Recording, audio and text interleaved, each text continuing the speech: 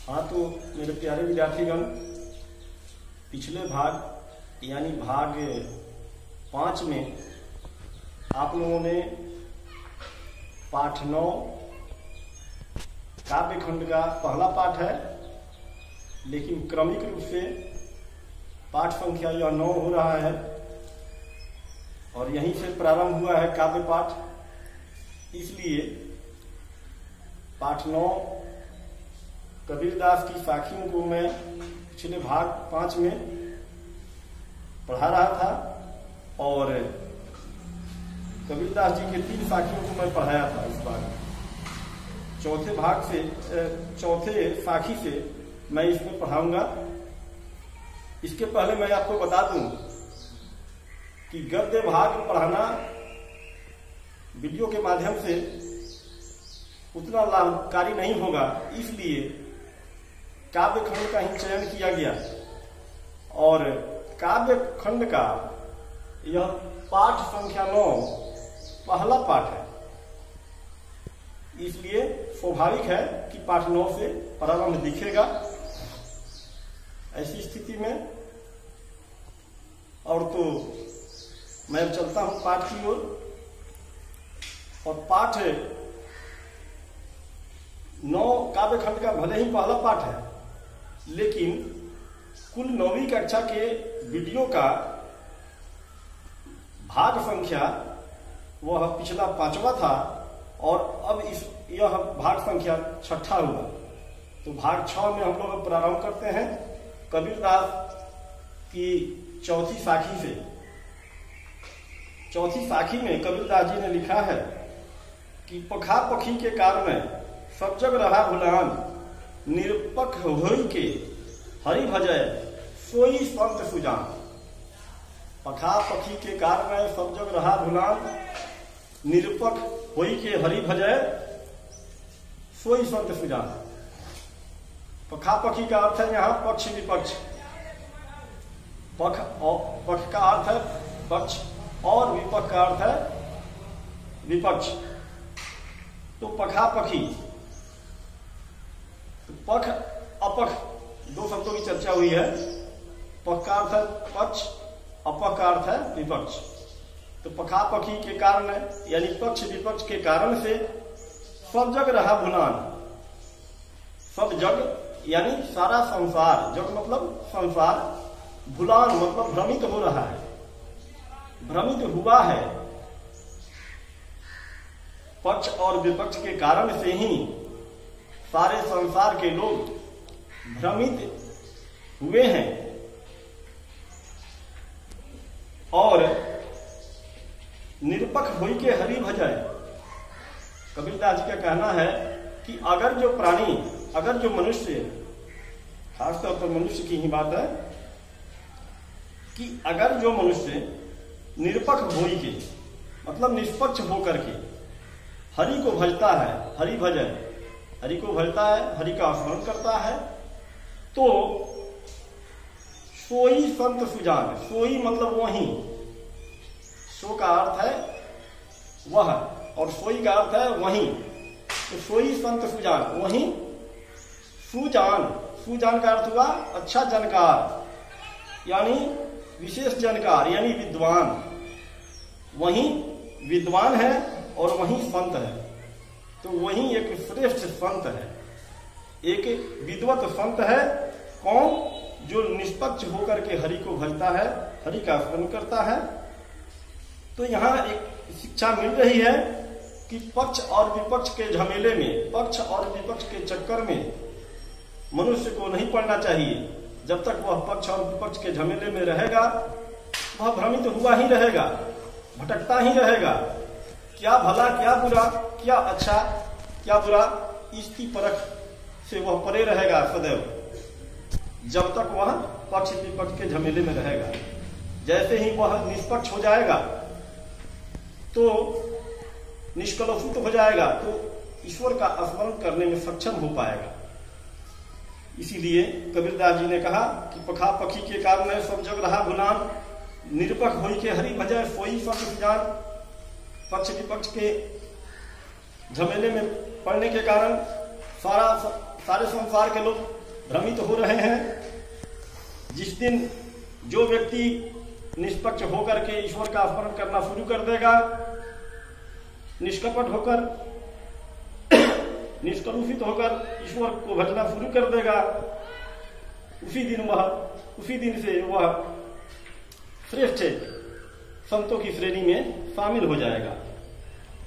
तो आइए पांचवा है, पांचवी साखी, हिंदू मुआ राम कही। कबीरदास जी चेताते हैं सांप्रदायिक भेदभावों पर आलोक करते हुए, प्रकाश डालते हुए कबीरदास जी कहते हैं कि धार्मिक अलग अलग धर्मों के रूप में आप बट कर रहते हो, इसमें तुम्हारी श्रेष्ठता नहीं है, इसमें तुम्हारी समझदारी नहीं है, बल्कि तुम निश्चित रूप से इन भेदभावों के चक्कर से अलग रहोगे, तभी जाकर के ईश्वर की प्राप्ति हो पाएगी। इसलिए कहते हैं कि हिंदू मुआ राम कही, मुसलमान खुदाई। हिंदू राम राम कहते हुए मर रहे हैं और मुसलमान खुदा खुदा कहते मर रहे हैं।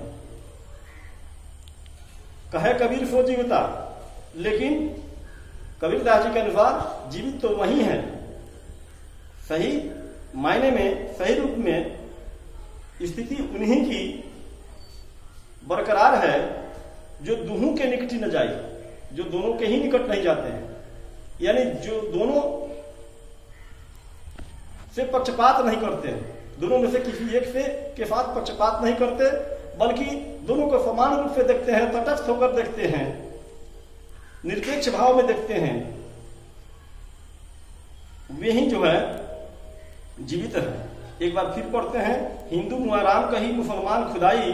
कहे कबीर सो जीवता, जो दुहू के निकटी न जाए। हिंदू राम राम रटते रटते जो सिर्फ राम को ही भगवान समझते हैं, बाकी खुदा को भगवान नहीं समझते, और मुसलमान सिर्फ खुदा को ही भगवान समझते हैं, परम सत्ता समझते हैं, वे राम को भगवान नहीं समझते। इन दोनों में निश्चित रूप से ये दोनों ही भ्रम के शिकार हैं। न हिंदू इस कसौटी पर समझदार कहलाने लायक है और न ही मुसलमान कहलाने लायक है। यहाँ दोनों ही भ्रमित हो रहे हैं, दोनों ही कहीं न कहीं से भ्रम के शिकार हैं। तो इसलिए हिंदू मुआ राम कही, हिंदू राम राम रटते रटते मृत तुल्य हैं, तो मुसलमान खुदा खुदा कहते मृत तुल्य है। लेकिन जीवित तो वही है सही मायने में, जो दोनों के ही निकट नहीं जाता है। कहे कबीर सो जीवता, जो दोनों के निकट न जाए। कबीरदास जी के अनुसार वही जीवित है, उन्हीं की स्थिति वास्तविक रूप में सही है, जो दोनों के ही निकट नहीं जाते हैं, यानी दोनों से ही पक्षपात, दोनों में से किसी एक से पक्षपात नहीं करके दोनों को समान रूप से देखते हैं, एक ही ईश्वर के दो रूपों को देखते हैं, वही जीवित है। आइए छठी पाखी में कबीरदास जी ने क्या कहा। कबीरदास जी का कहना है कि अगर समदर्शिता हो, अगर समभाव हो हृदय में, अगर सहृदयता हो, सबके हृदय को अपने हृदय के समान समझना शुरू करे व्यक्ति, सभी धर्मों को समान रूप से देखना शुरू करे, ईश्वर का एक ही रूप देखे कि एक ही ईश्वर अनेक नामों से जाना जाता है, तो भेदभाव को सदैव अपने से दूर कर दे, बिल्कुल निष्पक्ष निष्कलुषित हो जाए, निश्चल हो जाए, तो फिर उसके लिए कोई फर्क नहीं पड़ता किस धर्म का कौन तीर्थ स्थल है, इस पे कोई फर्क नहीं पड़ता, किस धर्म में ईश्वर का नाम क्या है, इससे भी कोई फर्क नहीं पड़ता। तो ऐसी स्थिति में बात वही होती है कि काबा फिरी काशी भया, छठी साखी है, काबा फिरी काशी भया, राम ही भया नहीं, मोट चुन मैदा भया, बैठी कबीरा जी। काशी फिरी काबा फिरी काशी भया। अगर जो व्यक्ति निष्पक्ष, निष्कलुषित, सहृदयी, संभावी है, तो निश्चित रूप से उसके लिए काबा भी, अगर वो हिंदू है तो उसके लिए काबा भी काशी के समान दिखता है। और अगर मुसलमान है तो उसके लिए राम भी रहीम ही दिखते हैं। ऐसी स्थिति जिनके पास होती है, ऐसी भावना जिनकी होती है, उनके लिए तो मोट चुन मैदा भया, तब तो उनके लिए मोटी आटा भी मैदा के समान हो जाता है। मोटी आटा भी मैदा के समान हो जाती है और वह इस प्रकार से निर्भेद होकर के उस मोटी आटा को मैदा के रूप में बैठकर खाने में सामर्थ्य हो जाता है। वहीं कहा गया है कि मोट चुन मैदा भया बैठी कबीरा जी। इस प्रकार से कबीरदास जी मोटी आटा को भी मैदा के रूप में देखते हुए उससे बने पकवान को जीमते हैं, यानी खाते हैं और अपनी क्षुधापूर्ति करते हैं। यानी कबीरदास जी के सदृश, कबीरदास जी के समान जो बिल्कुल निष्कलुषित, निष्पक्ष, निर्भेद हो जाता है, उसके लिए उस हिंदू के लिए काबा काशी के समान दिखता है, और वैसे मुसलमान के लिए राम रहीम के समान दिखते हैं, और मोटी आटा भी मैदा के समान नजर आती है।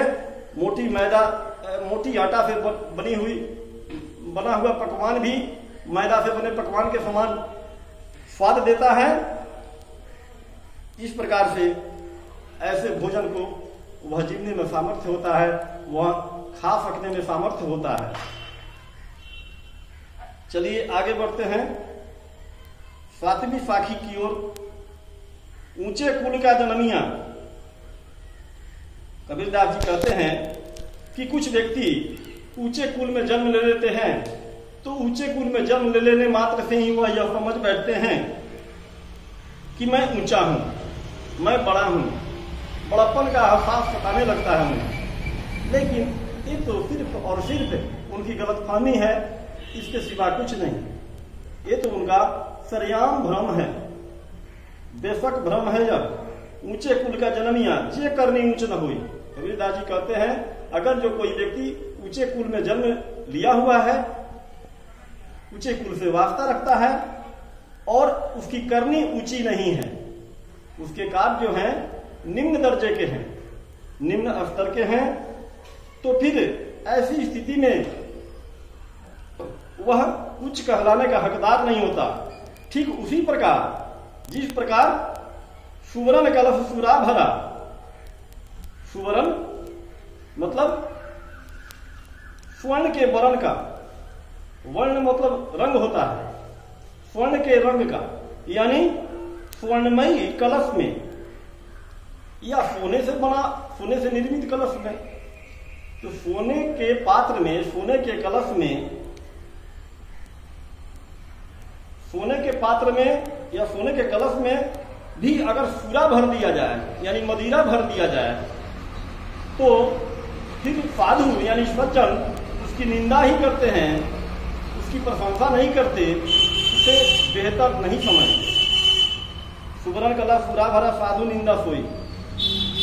अगर सोने के कलश में भी, सोने के पात्र में भी सूरा को यानी मदिरा को, मद्य को रख दिया गया हो, तो सज्जन लोग उसकी निंदा ही करते हैं, उसकी बड़ाई नहीं करते।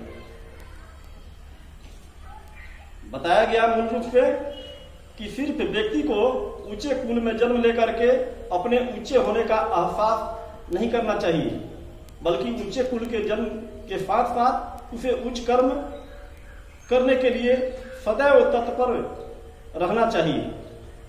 जब उच्च कर्म करेगा तभी वह उच्च कहलाने का सच्चा अधिकारी होगा। इस साखी में यही शिक्षा निहित है। एक बार फिर इसको पढ़ते हैं। ऊंचे कुल का जन्मिया जे करनी ऊंच न होई, सुगरण कलश सूरा भरा साधु निंदा सोई। अगर कोई व्यक्ति ऊंचे कुल में जन्म लिया है, अगर जो उसकी करनी ऊंची नहीं है, तो वह व्यक्ति उच्च कहलाने का अधिकारी ठीक उसी प्रकार नहीं है जैसे सोने के कलश में या सोने के पात्र में अगर सूरा यानी मदिरा यानी मद्य यानी शराब भरा हो तो सज्जन लोग साधु निंदा सोई। साधु मतलब सज्जन, निंदा मतलब निंदा। निंदा का अर्थ भावार्थ अपमान भी होता है। तो सज्जन उसकी निंदा ही करते हैं, उसकी शिकायत ही करते हैं, उसकी बड़ाई नहीं करते। आइए साखियां यही समाप्त हो गई। अब शब्द की ओर चलते हैं। आप लोग साखियों को पढ़ चुके, अब शब्द को पढ़ना है। आपको विदित हो कि शब्द 1 को ही पढ़ना है, शब्द 2 को नहीं पढ़ना है। पुराने सिलेबस, पुराने पाठ्यक्रम के अनुसार दोनों ही पढ़ना था, लेकिन नए पाठ्यक्रम के अनुसार शब्द 1 को ही सिर्फ पढ़ना है। चलिए तो आगे बढ़ते हैं। शब्द 1 यानी पद 1, इसमें है कि कबीरदास जी के अनुसार ईश्वर का कहना है, प्रभु का कहना है कि मोको कहां ढूंढे बंदे, मैं तो तेरे पास में, ना मैं देवल ना मैं मस्जिद ना काबे कैलाश में। उस प्रभु का, उस ईश्वर का, उस राम का, उस रहीम का, उस खुदा का यही कहना है कि मेरे भक्तजन, ऐ मेरे प्रिय बंदे, प्रिय भक्त, मुझे कहां ढूंढते फिरता है। तुम मंदिर मंदिर, मस्जिद मस्जिद, कभी काबे में, कभी कैलाश में, कभी काशी में, कहां कहां ढूंढते फिरता है तुम मुझे। ऐसे ढूंढने से मैं मिलने वाला नहीं हूं। मोको कहां ढूंढे बंदे, मुझे तुम कहां ढूंढते हो। मैं तो तेरे पास में, मैं तो तेरे पास में सदैव रहता हूं। जैसा कि सभी ज्ञानी संतों का मानना है कि ईश्वर प्राणी मात्र के लिए एक समान दृष्टि रखते हैं और सभी ही प्राणी उनके संतान हैं। ऐसी स्थिति में वे हर प्राणी के साथ हर वक्त हर जगह रहते हैं, निवास करते हैं। इसलिए उन्हें कहीं ढूंढने की जरूरत नहीं है। यह मनुष्यों को, भक्तजनों को कबीरदास जी यह चेताते हैं कि आप जो जगह जगह तीर्थ स्थलों में अपने ईश्वर को ढूंढते हैं, तो इसकी जरूरत नहीं है। क्योंकि प्रभु का कहना है कि मोको कहां ढूंढे बंदे, मैं तो तेरे पास में, ना मैं देवल ना मैं मस्जिद ना काबे कैलाश में। मुझे कहां ढूंढते फिरते हो, मैं तो तेरे पास में ही हमेशा रहता हूं, कभी तुमसे जुदा नहीं हूं। इसलिए ऐसी बात नहीं कि मैं सिर्फ दिवालियों में मिलूंगा या मस्जिदों में मिलूंगा या काबे में मिलूंगा या फिर कैलाश में ही मिलूंगा, ऐसी कोई बात नहीं है। वहां मिलूंगा तो तेरे घर पर भी मिलूंगा, अगर वहां मिलता हूं तो तेरे घर पर भी मिलता हूं उसी प्रकार से, और तेरे घर पर अगर नहीं मिलता हूं तो फिर वहां भी नहीं मिलूंगा। भाव यहां है, अगर तुम मुझे आराधने के लायक हो चुके हो तो मैं कहीं तुझे मिल जाऊंगा। यानी ना मैं देवल ना मैं मस्जिद ना काबे कैलाश में, ना मैं किसी देवालय में निवास करता हूं, ना मैं किसी मस्जिद में निवास करता हूं, ना मैं काबे में निवास करता हूं, और ना ही मैं कैलाश में निवास करता हूं। मैं तो हर जगह समान रूप से निवास करता हूं। तो ऐसी बात नहीं कि इस पे हम यह समझ ले कि हमें काबा और कैलाश नहीं जाना चाहिए, यह नहीं कहा गया, बल्कि यह कहा गया कि काबे और कैलाश भी जाएं तो एक सच्चे मनुष्य के रूप में मानवीय धर्मों को, मानवीय कर्मों को करते हुए अगर आप जाते हैं तो उस प्रभु को पा सकते हैं, अन्यथा वहां भी जाने से कोई लाभ नहीं होने वाला। आप निष्कलुषित हैं, आप निर्भेद हैं, तभी काबे या कैलाश देवालय या मस्जिद जाने से प्रभु मिल सकते हैं, अन्यथा नहीं। आइए फिर पढ़ते हैं। मोको कहाँ ढूंढे बंदे, मैं तो तेरे पास में, ना मैं देवल ना मैं मस्जिद ना काबे कैलाश में। मोको मुझे कहाँ ढूंढ रहे हो तुम बंदे, मेरे भक्तजन, तुम मुझे कहाँ ढूंढते फिरते हो दर दर देवालय मस्जिद काबे कैलाश में। मैं तो तेरे पास में ही सदैव रहता हूँ। ना मैं देवल ना मैं मस्जिद ना काबे कैलाश में, ना मैं किसी देवालय में, ना मैं किसी मस्जिद में, ना मैं काबा में, ना मैं कैलाश में निवास करता हूँ, बल्कि मैं तो समान रूप से हर जगह निवास करता हूँ। ना तो कौन है क्रियाकर्म में। फिर प्रभु का कहना है कि ना तो कौन है क्रियाकर्म में, और न ही मैं किसी क्रियाकर्म में यानी यज्ञ आदि कार्यों में, यज्ञ हवन आदि करने में, नहीं योग वैराग में, नहीं योग धारण करने से मैं मिलता हूं, नहीं वैराग धारण करने से मिलता हूं, नहीं मैं योग करने से मिलता हूं, नहीं मैं वैराग धारण करने से मिलता हूं, बल्कि खोजी होए तो तुरते मिली हो पल भर की तलाश में।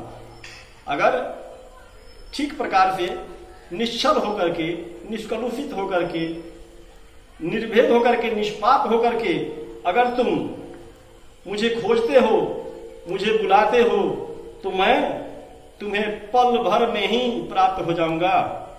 खोजी हो तो तुरंत मिली हो पल भर की तलाश में। जब तुम निष्पाप, निष्कलुषित, निर्भेद, निश्चल होकर के मुझे खोजोगे, जैसे एक छोटा नन्हा सा 2 वर्ष का बच्चा अपनी माँ को खोजता है और माँ जैसे पुकारता है, बहुत तीव्रता से उसकी माँ उसके पास आती है और उसे गोद उठा लेती है, वैसे ही प्रभु भी तेरी पुकार सुन लेंगे और तुझे अपना लेंगे।